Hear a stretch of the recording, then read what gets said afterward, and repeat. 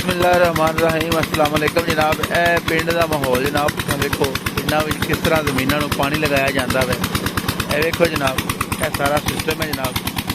Peter चल रहा है नाल जनाब, ट्यूबवैल है। हाँ जी, तो देखो माशाल्लाह बड़ा खूबसूरत नज़ारा है, सब्जा होंदा है। वैसे भी इंसान की निगाह वास्ते, सेहत वास्ते बड़ा अच्छा होंदा है। माशाल्लाह देखो पानी है बड़ा ताज़ा साफ सुथरा। हाँ जी, यह पानी जनाब देखो जा रहा है, इस तरह पानी लगाया जाता है। हाँ जी, यह पानी हूँ जा रहा है राइट साइड से, देख सकते हो। तो इस तरह फिर यह पानी जोड़ा है for example Jinnah left side से लगाना है, सामने वाली जमीन को लगाना है, फिर इधर मट्टी ना लगाई है इनू खत्म कर देंगे, इधर रस्ता खोलेंगे, इधर बल मार लैनगे।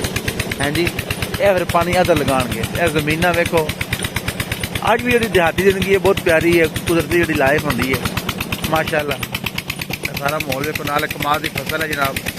हाँ जी, बड़ा खूबसूरत नज़ारा है माशाल्लाह। हाँ जी, यह देखो इधर पानी जे ना लगाना हो, इधर बन मार लेंगे इस साइड से, इधर खोल लेंगे, फिर इस साइड से पानी लगाते हैं। सामने तुम देख सकते हो, पहले मैं इतने आया सी कुछ दिन पहले, इधर पानी ना लगाया।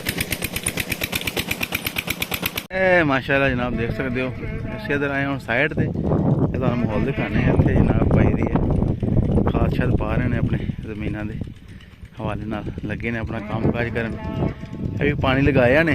हाँ जी, तो यह देख सकते हो सारा माहौल जोड़ा माशाल्लाह खाद शाद पा रहे हैं जमीन।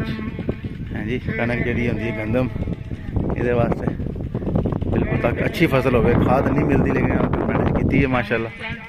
और तो यह जड़ा है सारा एक सिलसिला है माशाल्लाह।